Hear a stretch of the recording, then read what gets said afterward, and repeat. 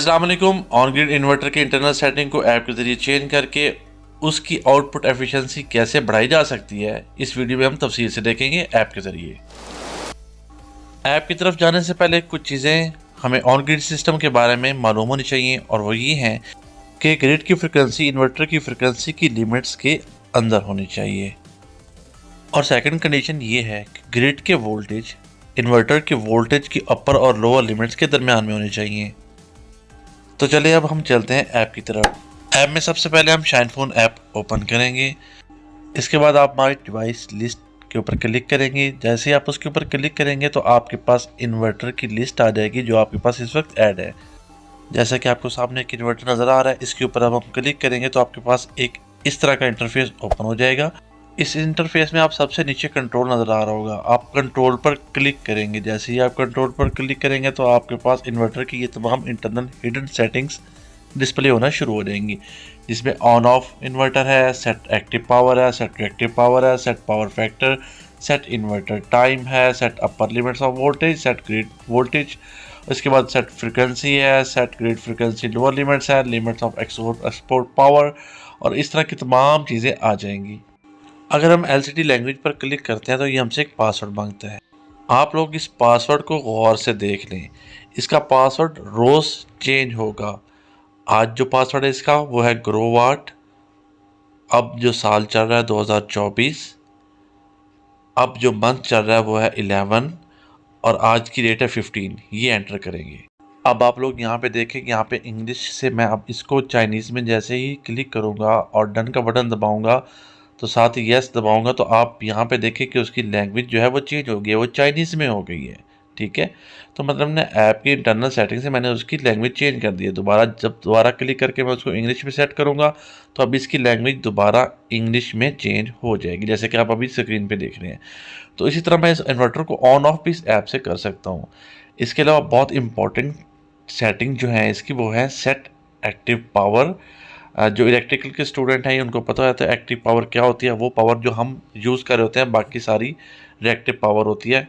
तो उसके अलावा आप रिएक्टिव पावर भी सिलेक्ट कर सकते हैं कि आप रिएक्टिव पावर को क्या रखना चाहते हैं। वो नॉर्मल 0 ही ठीक है। ठीक है, एक्टिव 100 और बाकी रिएक्टिव 0। इसके साथ आपके पास पावर फैक्टर है। पावर फैक्टर हमेशा 1 ही अच्छा होता है, लेकिन पावर फैक्टर 1 हो नहीं सकता, इसलिए 0.9 समथिंग होता है। लेकिन आपके पास पावर फैक्टर 1 ही शो रहा होगा ग्रोवाट के ऊपर। अब सबसे इम्पोर्टेंट सेटिंग कि set upper limit of the grid voltage, यानी ग्रिड वोल्टेज की अपर लिमिट कहाँ तक हो, कितने ग्रिड वोल्टेज हो कि ये इन्वर्टर आपको उसके साथ सिंक हो जाए। यहाँ पे आपके पास 476 वोल्टेज नज़र आ रहे हैं कि यहाँ तक अगर ग्रिड के वोल्टेज होंगे तो ये इन्वर्टर उसके साथ सिंक होके काम करेगा। मैं इसको यहाँ पे चेंज भी कर सकता हूँ।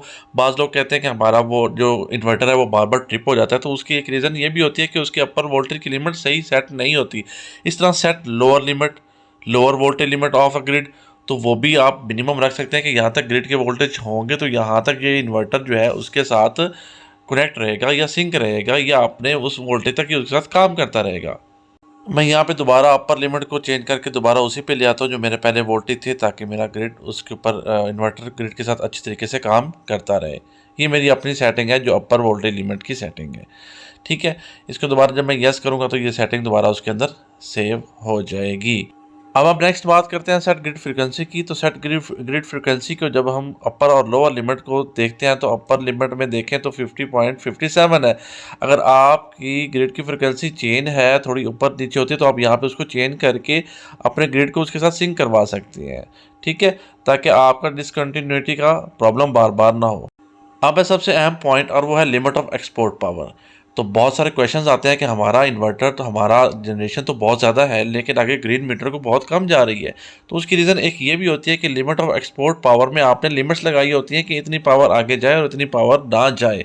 तो अगर इसकी सेटिंग आप देखें तो इसमें जब जाएंगे तो ये अभी डिसेबल है, मैंने इसको एनेबल नहीं किया। इसको एनेबल मीटर को करके आप इसकी सेटिंग को चेंज कर सकते हैं। ये जिन्होंने ज़ीरो एक्सपोर्ट डिवाइस लगाई होती है तो उनमें भी ये ऑप्शंस होती हैं कि आप इतनी लिमिट करके पावर को आगे पहुंचाएं और इतनी पावर आगे जानी चाहिए, इतनी पावर नहीं आए। ठीक है, तो बाज़ औक़ात ग्रिड सिस्टम में ऐसा होता है कि आप उसको लिमिट कर देते हैं जिसकी वजह से आपकी जनरेशन ज़्यादा हो रही होती है, लेकिन आउटपुट पे ग्रीन मीटर पे वो पावर उतनी ज़्यादा नहीं जा रही होती। तो आप इसको यहाँ पे देख के यहाँ पे इस लिमिट्स को देख के आप चेंज कर सकते हैं। इसके बाद हम बात कर लेते हैं सेट टाइम की और डेट की। तो यहाँ पे जब क्लिक करेंगे तो यहाँ पे आपको टाइम नज़र आ रहा होगा, और जब टाइम पे क्लिक करेंगे तो नीचे टाइम का आपको ये कैलेंडर नज़र आएगा, वहाँ पे आप उसको चेंज कर सकते हैं और उसको ओके कर सकते हैं और अपने इन्वर्टर के टाइम को आप तब्दील कर सकते हैं। ठीक है, तो उम्मीद है कि आपको बहुत सारी चीज़ें यहाँ से समझ आ गई होंगी। ये इंटरनल सेटिंग है इसकी, और इंटरनल सेटिंग के लिए जो पासवर्ड है वो हर रोज़ चेंज होगा, यानी कि जो डेट होगी ग्रो वार्ड के साथ वो डेट उसकी आएगी, और तब जाके ये इसके पासवर्ड जो है वो ओके होगा। तो आप इसकी इंटरनल सेटिंग में जाके अगर आपको कोई मुश्किलात आ रही हैं तो यहाँ पे चेंज कर सकते हैं। शुक्रिया, जज़ाकल्लाह।